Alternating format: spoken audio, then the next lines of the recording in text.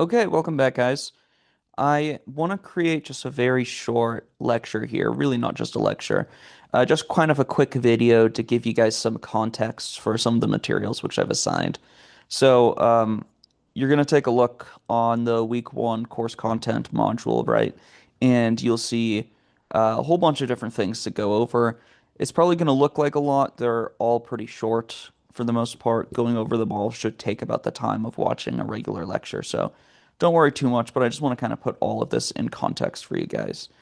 My goal here is to essentially just give you some background of some of the historical context of why medical ethics has become sort of this formalized study and this formalized project, both in the United States and just abroad.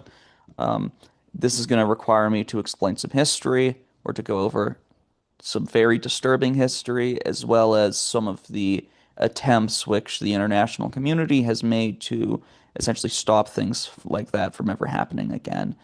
So this first thing which I want to go over, this is the Tuskegee syphilis study, and I have a video for you guys to watch, which is going to go over some of the details. But this was a study which was conducted from 1932 to 1972, right? So a very long-lasting study. It lasted for 40 years. Essentially, this was a study which was done on African American men in this rural part of Alabama, Tuskegee County. And these men were just horribly mistreated throughout this study. Um, Probably the most notable things that happened here is they were first lied to about what the study was about. So they were told that the study was um, going to be looking or trying to be helping them um, with this kind of like colloquially this ailment, which was colloquially known as bad blood at the time. In actuality, what they were doing is they wanted to take a look at what syphilis would lead to if left untreated for a long period of time, right? So they quite literally lied to these men about what the study was for. They then also promised these men that they would receive medical treatment. They didn't receive medical treatment. In fact, the entire study was just, to take a look at untreated syphilis. And then this broke in 1972, like the news broke out of this, and this led to a pretty severe national backlash for pretty obvious reasons. And this is known as one of the probably maybe the most unethical medical study in the United States. This was actually conducted by the United States government, and it's led to a lot of regulation and just a lot of guidelines to make sure something like this never happens again. The second thing which I want to kind of put in context is Adolf Eichmann's Holocaust experiments. So Adolf Eichmann was a Nazi physician who worked in some of the death and concentration camps, and this occurred from 1942 to 1944, right? So it just ended at the end of the war. Essentially, what Adolf Eichmann did is he took a lot of the imprisoned people in the camps, primarily Jewish people, but also Romani people, disabled people, and the like. And he conducted, the most horrific possible medical experiments that you could possibly imagine, right? Just absolutely terrible, horrific things. We don't need to go into the exact details. There's no sort of ethical dilemma with this or the Tuskegee experiments, right? These are both just very obvious, obviously unethical actions done by physicians. And the reason why this became so important actually has a lot to do for political reasons. So at the end of World War II, um, the Allied countries, they essentially took a lot of the Nazi leaders and they put them on trial. They put them on trial in what's referred to as the Nuremberg trials. A lot of them were then later put to death. And essentially what they said is they said, okay, there have been a whole variety of different war crimes which these Nazi leaders have committed. At the time, concepts like genocide or crimes against humanity, like these weren't internationally recognized concepts. These are actually concepts which were largely developed or at least largely adopted for the Nuremberg trials themselves.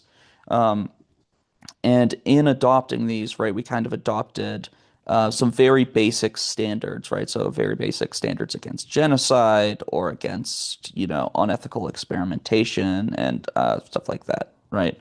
Um, and one of these trials, right, called the doctor's trial, was Adolf Eichmann's trial.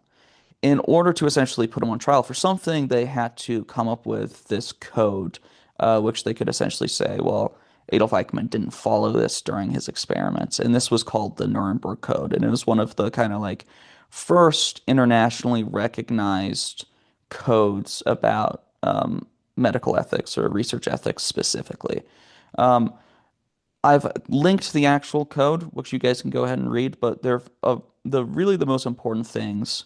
Um, which this code established is first that voluntary consent, right, needs to be given by the research subject, right? So you can't go ahead and ethically um, do some sort of research study on someone who hasn't consented to it. Now, this term voluntary consent, this is actually very vague, and this is what led to the adoption of the Declaration of Helsinki, or part of the reason why the Declaration of Helsinki, which I'll talk about in a minute, was adopted. Um, but the Nuremberg Code had also essentially created some like proportionality requirements. So essentially, the harms of the study can't outweigh the good that the study will give to humanity. Um, it says that doctors need to do whatever they can to avoid causing mental and physical suffering to the patient, things like this, things which we would consider to be pretty standard, but which at the time were like very historically significant. Now, the Nuremberg Code was is often seen as like kind of a good first step, but it isn't complete, right? One of the reasons why it's not complete is that it doesn't specify what voluntary consent means. It also doesn't go into what to do in situations where people cannot give voluntary consent. So think about people who are mentally incapacitated in some way or have some sort of severe mental illness, people who are in a coma. You can imagine this, right? So the Declaration of Helsinki was adopted to both expand on the Nuremberg Code and then essentially clear up a lot of the confusion. And the Declaration of Helsinki, although it's not officially recognized as law in the United States, it's very influential, has major international importance, right? This is actually like an ongoing project. So most recently, it was originally written in 1964, the first version. It was most recently revised just a couple years ago in 2024. Okay. That's just like a very brief overview of all of these things, which I've asked you guys to read. I want to get you guys have some sort of context behind them. But take a look at the materials and then go ahead and answer the quiz. Cool.